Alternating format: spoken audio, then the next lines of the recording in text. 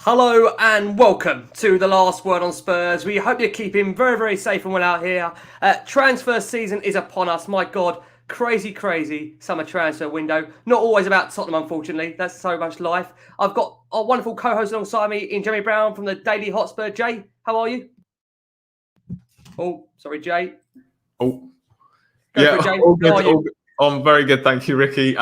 Really looking forward to this show, and I'm sure lots of Tottenham news, and of course there is obviously a very big bit of news that has just broken. So I'm sure we'll get into that as well. So all good. Absolutely. Also delighted to have back on the Last One on Spurs. Busy man. But we've got him. We've tracked him down. We've found him. We've got the wonderful Fabrizio Romano back on the Last One on Spurs. Fab, quiet day so far? Thank you. Crazy day, my friend. Running is crazy, but I'm okay. Thank you. So Fabrizio, we just wanted to quickly ask you, obviously, about the massive story that has just broken. Potentially Cristiano Ronaldo looked like he was going to Manchester City, but that all looks like it's off the table now. And it looks like he's heading to Manchester United. So could you give us a bit of a quick update on Ronaldo joining Manchester United?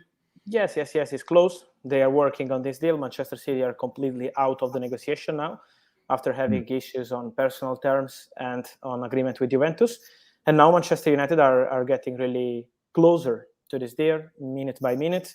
They're working on it, ready to send their proposal to Jorge Mendes. It will be a 2 years contract proposed by Manchester United, but they are still talking about it. Also same for Juventus, but Manchester United are on it, and they are confident to sign Cristiano Ronaldo. So it will be an interesting afternoon, I think. Yeah, I think it's fair to say, Fab, you probably getting much sleep, but you're used to that as the job you do, to be honest. But we'll divert from Ronaldo and talk about Tottenham. Of course, that's why you're here. We have to start with, Fab, what feels like the headline transfer saga of the summer, and that is Harry Kane's on-off move to Manchester City. And we saw the news during the week that Kane affirmed his commitment to Tottenham that he'll be staying this summer. Are you able to discuss for us his incredible U-turn and also reports that Kane has potentially turned down a new contract from the club?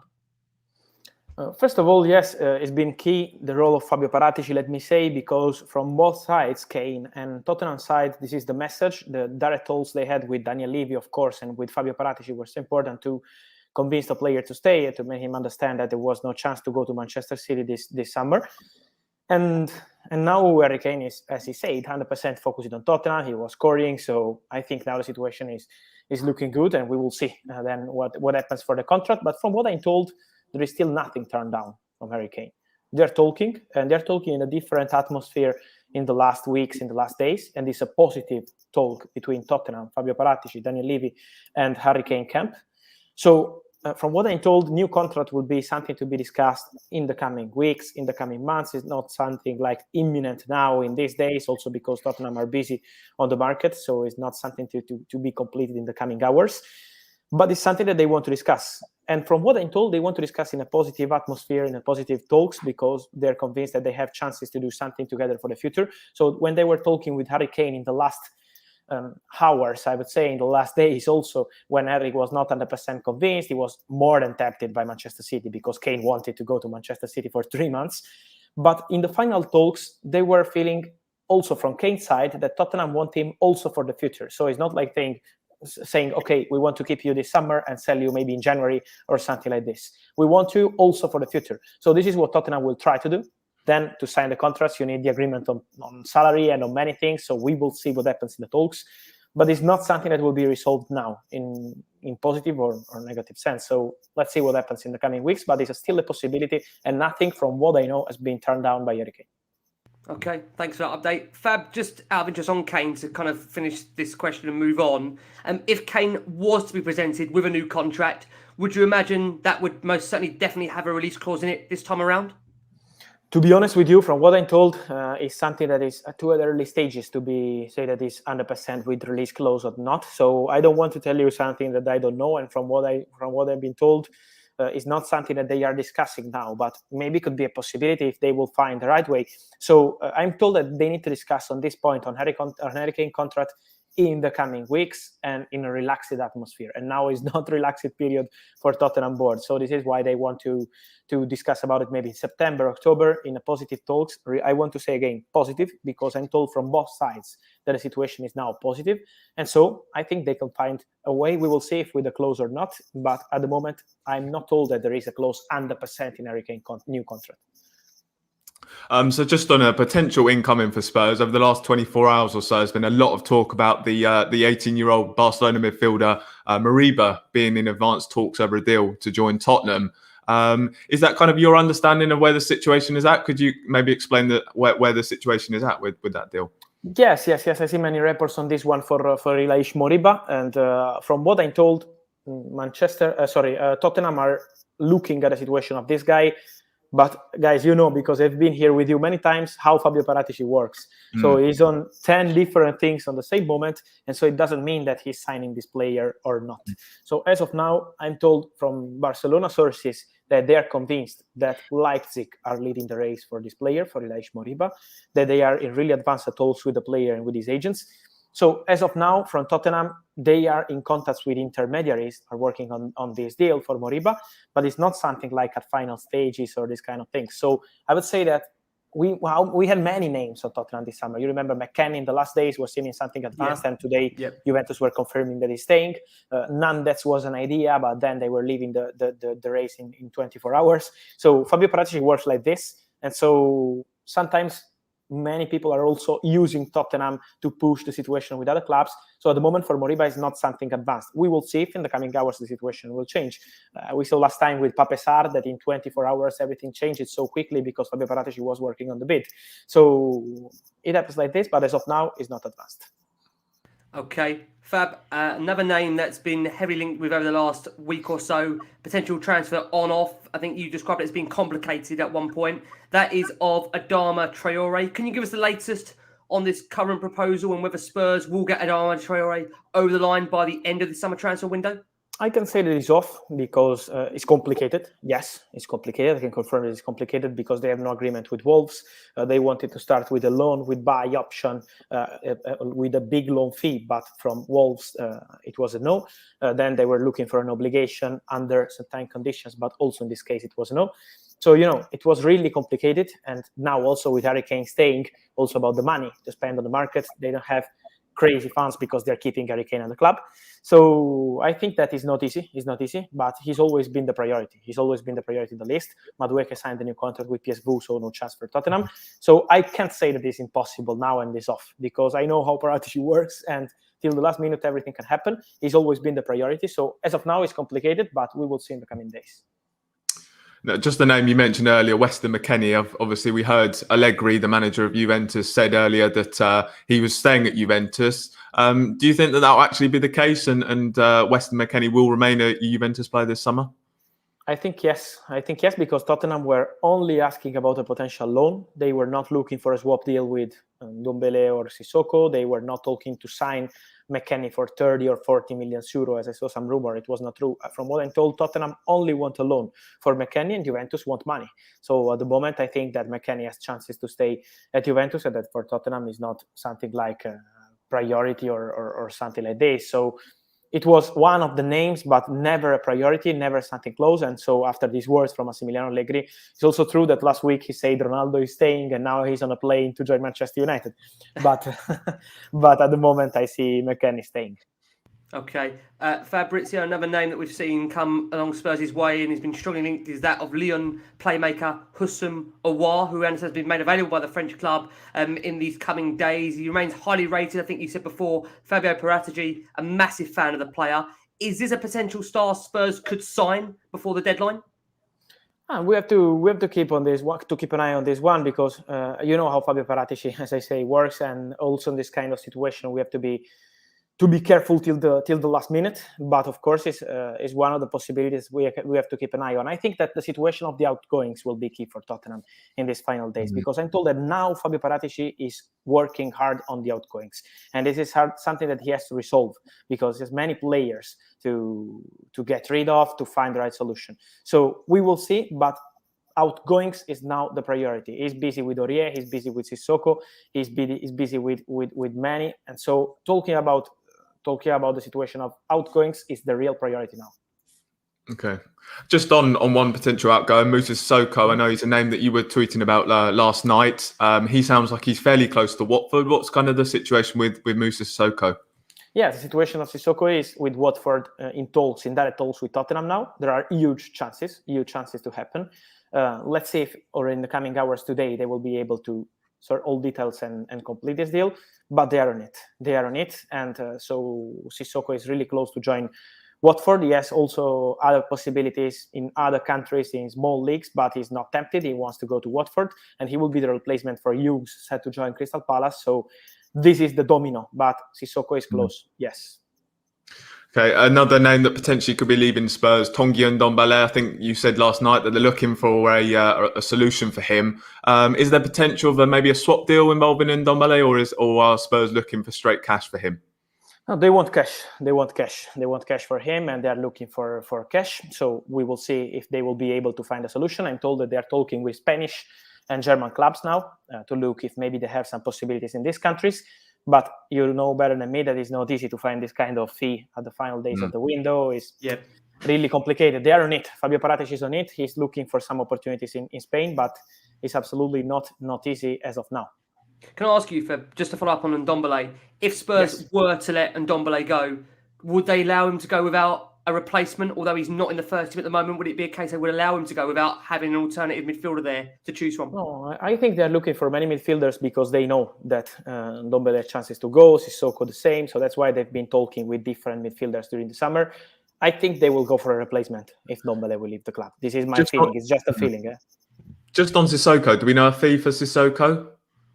I think that the fee could be something around 9 million euro, but I'm still working on it to be 100% sure. But they're working on the fee, yes, but it will be around 9 million euro, 10 million euro.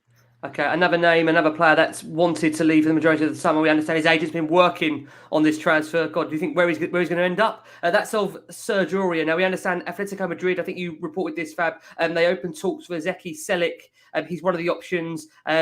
Tottenham received an approach from Lille for Sergio Aurier in case Celik will leave. Is there any update on Aurier? Do you expect him to be a Tottenham player before the end of this summer transfer window?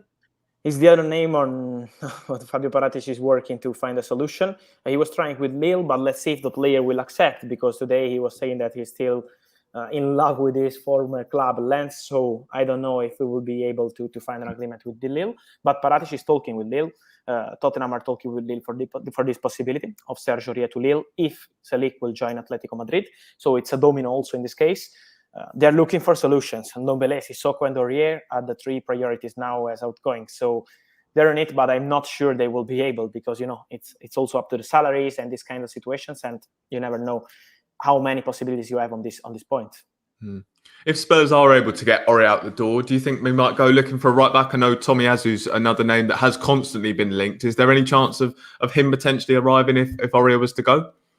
I think it could be a possibility. I always say on Tomiyasu also here with you that we have to keep an eye on this name till the last day, because Paratici was like this. The name was in the air. He made a bid 18 million euro at the start of the window, but Bologna wanted 25, 22, 25.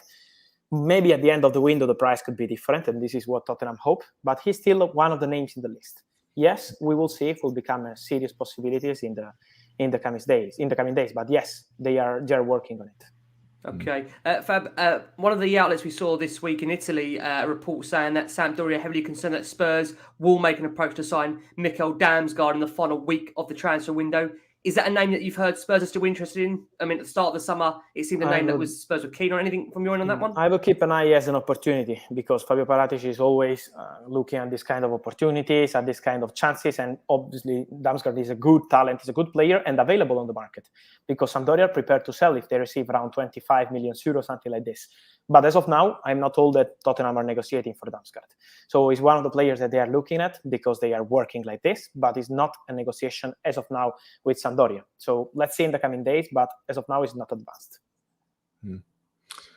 Any chance of, I know that a potential striker incoming is Wout Weghorst, of course, of Wolfsburg. Is he a potential option for Spurs, or do you think that Spurs might look to get in a striker before the end of the window? I think also in this case it's about the opportunity. Their mission was to keep Harry Kane, and so they're really happy with this one. They were looking for a backup option, so I will keep an eye on this one also till the end. I'm not told that there is something advanced yet, to be honest with you. So maybe it will be something secret, but all the names we were hearing, Lautaro Martinez, Vlahovic, they were names to replace Harry Kane and not something to be done with Harry Kane. It's almost impossible to sign Lautaro now or this kind of players. So let's see. It could be a possibility, yes, but I'm not told that there is something at the moment advanced that I know. Maybe something secret. Yeah. Always never know. It's one of those things, isn't it? Another name, Fab, to ask you about Wout Weghorst. That's like I say from a German source. Anything on that potential player at all? Fabio Paratici has a good relationship with his agent, so this is why maybe we have some links, because it's one of the players that are in the air for Tottenham. But as of now, Wolfsburg had not received an official bid from Tottenham or an approach. So let's see in the coming hours what happens. Really, guys, I hope you will be ready, because Paratici works with opportunities till last minute, and we can also have names that we have not mentioned till now. So at the moment, they are denying this kind of possibilities, but I will keep an eye till the last minute. Another name potentially been linked, Nandez of Cagliari. Is that a possibility that he might come to Spurs? I think you mentioned that was kind of off the table. Is that still the case? Nandez, you mean? Yes, Nandez. It was a name that Fabio Paratici was looking for, and the whole board of Tottenham. Also, they were appreciating him because he's a fighter. He's a good player, but he's also a fighter. He's also in spirit of Tottenham. But I'm told that when they were talking with Cagliari and they were asking around 30 million euro for him, they were leaving the negotiation. So as of now, it's like 10 days that they are not even talking about Nathan Nandez as an option. The player is still open to leave Cagliari, but as of now, I don't see Tottenham back in the race for Nathan Nandez. Okay. Fab, two players I want to ask you about in conjunction if we can. One of them is Jeremy Doku, and the other guy's name is Kavicha, and I'm not trying to pronounce their surname because I don't want to actually butcher it. Yes. You're the guy for that. I mean, anything on those potential two players? Talking about Doku, no, at the moment, no. Not sure that Doku will leave the club this summer. So as of now, I'm not told that there is nothing advanced.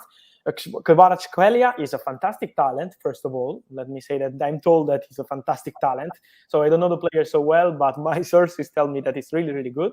And the Tottenham are scouting him. So he's a player they are following, and that Paratici also was scouting when he was at Juventus. So he knows him since a long time, and they appreciate the player.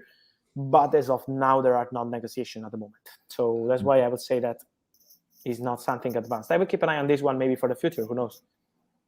There was another forward that Spurs were linked with, Dennis Mann from Parma. Is that a potential possibility for Spurs?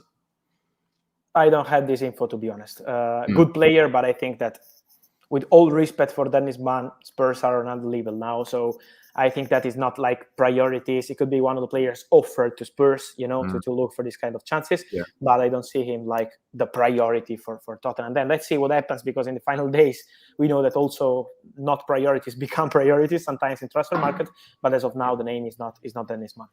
Can I also just squeeze in there, Fab, because it's in the comments here. We haven't spoken about him at all when you've been on throughout this summer. That's Marcel Sabitzer. Is that no longer even an option Tottenham are looking at as a player? I mean, he was obviously a player that Spurs did, I think, under Mourinho, under Pochettino. Is that no longer a viable option for Tottenham? Oh, they always had an interest in this player, but now it's Bayern Munich pushing for him. Bayern are pushing for him. They are talking with Leipzig. They are talking with the player. So I think that if Sabitzer will move this summer, will be to join Bayern Munich. This is the feeling I have. And so in the final days, we will see. But as of now, I'm told Bayern leading the race for Marcel Sabitzer. Okay, I want to finish up with a couple of outgoings, and James will ask you one as well. Harry Winks, Ben Davies, both of them you think would be on the periphery this season in terms of first-team action with Tottenham. Is there any chance for Ben Davies and Harry Winks to be leaving the club in these last few days of this summer transfer window? Everton had an interest in Winks, but never following with a bid. So as of now, the situation is still quiet, and I'm told that Tottenham are not desperate to sell this player. They're happy with his attitude, with how professional he is. For Ben Davies, they were looking for chances, but no bid at the moment. So I think that with 3-4 days to go, the chances of him staying are huge as of now.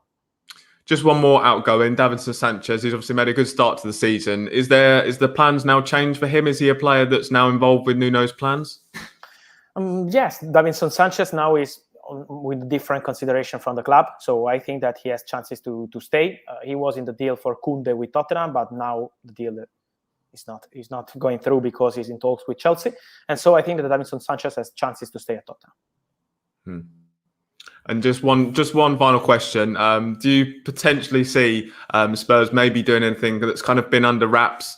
Do you think that Spurs might do any business towards the end of the window that maybe we haven't known about? I think it's possible. Yes, knowing how Paratici works, it's possible to see some names that we are not mentioning. Yes, I would say yes. I don't know the names, of course, but I would say yes. Can we push you, Fab, in terms of how many you'd expect Spurs to make signings-wise? A number? Without Kane leaving, maybe 1 or 2. With Kane leaving, I would say 3. Without Kane leaving, I would say 1 or 2 till the end of the window, yes. Okay, and one of those names, is it unlikely to be Frank Kessie? I think no. I see Kessie staying at AC Milan. Okay. This summer. No problem at all. Fab, I appreciate it. It's been an absolutely crazy last half an hour, 45 minutes for you. Thank you ever so much, as always, for coming on the show. Jamie, thank you as always on Last Word on Spurs. And thank you guys out there for coming to what's been a bit of a delayed stream. But as always, an absolute pleasure. The wonderful Fabrizio Romano and Jamie Brown from the Daily Hotspur signing off here. Keep safe, keep well. And as always, come on, you Spurs.